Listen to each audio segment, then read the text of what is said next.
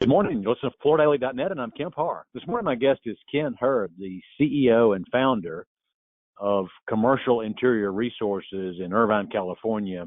Ken, how you doing? I'm doing great, Kemp. Always good to talk to you. We were together recently at the Fuse meeting in Memphis, and you were given an award. You're the Member Loyalty Award, right? That's right. That was an award that was usually given to people who fill out their reports regularly, which would not have been me.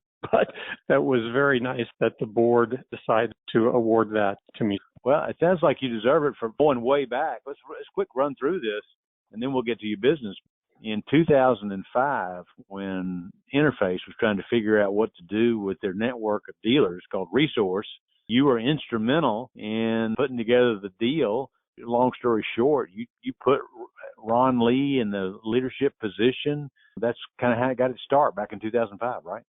Yeah. Interface had pulled together 9 of its resource dealers from across the country, and we had a regional meeting in Chicago with David Prosser, and we were just trying to figure out what value Interface could bring to the network, and it was pretty obvious to the 9 of us that Interface was really kind of losing interest in it.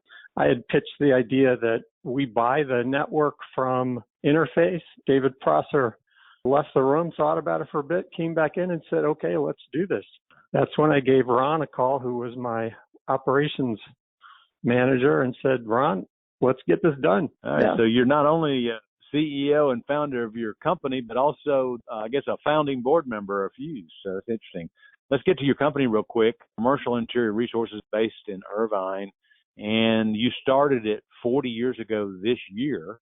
One of the unique things about it is you're a member of the Painters and Allied Trades Union. Most of your installers are, not arm's length, right? That's correct. We've been signed with the Local 1247 District Council 36, which is part of the Painters and Allied Trades Union, and all of our work is done with in-house installers. It was very important to me in starting the business to make sure that our installers were properly compensated, that they had good health insurance, good training, retirement. They could afford to raise their families, and this was just a great avenue for us to do that. And we have a great relationship with the local in our marketplace. And it looks like you have a great relationship with Gensler because you did their LA offices, and many of the projects that are most noteworthy on your website are Gensler projects. So you've got a great relationship there, right? We built the company based initially on our relationships with the A&D community. We've had a good relationship with Gensler. We did their LA office. In fact, we're doing their Orange County office for a second time in the last 10 years. We work very closely with quite a few architects and designers. We believe that it's important for us to show our value there rather than just on the product side, but also to look at the service and technical side to see how all these pieces fit together. So how's business now? We've had a great year, really. The last 2 years have been record years for us. 2021 was a record year. We finished up 2022 as a record year. I've got some great young salespeople that are well connected with their customers as well as the A&D community and our manufacturers. They've been very successful. So we've benefited from that. We were speaking at the Fuse meeting, and you were talking about this FloorCloud software. I guess it's a mobile software. Tell us how you're using that. One of the many challenges that we're faced is with trying to match up site conditions with the manufacturer's installation guidelines, where a manufacturer required the building be acclimatized or that the temperature be within a particular given range. And of course, with construction schedules, that is seldom the case. We came across FloorCloud through Fuse, by the way. That's how we came across them, and thought that it provided us a level of professionalism and accountability to be able to present to our general contractor customers in order to make sure that we could properly document site conditions and make sure everybody knew what the requirements were and then how well the site either met or did not meet those requirements. So basically, this is some kind of an interface between sensors and your cell phone so that you don't have to go on location.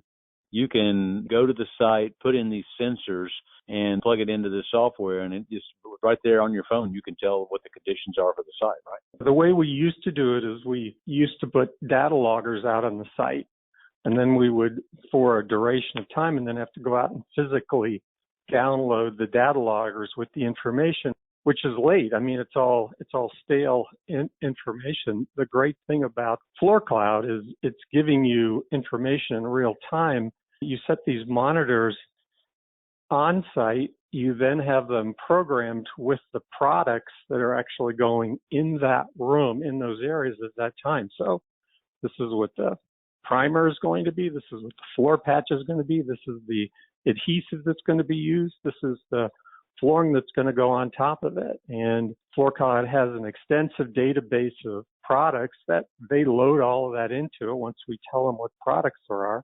And then it shows up in real time on your cell phone or on a desktop, whether the site meets within that criteria or not. It gives you a digital graph that shows you if it's green, you're good. And when it starts to go red, you can see how long it's going red and you're either out of spec or in spec. And then we can share this data with not only our project managers as well as the general contractor. We give them access to the software and they see in real time whether their site is meeting the specifications or not. It definitely holds everybody accountable. There's no fudging there.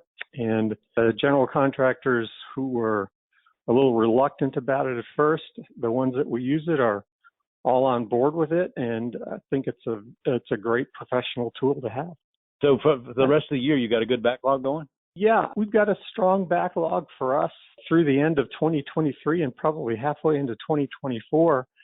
But my canary in the coal mine is always the AIA billing index. And through January, it was trending under 50, which is not good. And so we'll see when the next one comes out to see whether the A&D firms are starting to bill and see more opportunities, because that's our pipeline. Oh, it was inching back up, so we'll have to see what the next month is doing. It was still below 50. Again, been talking to Ken Hurd, the CEO and founder of Commercial Interior Resources, and you've been listening to Kemp Harr and FloorDaily.net.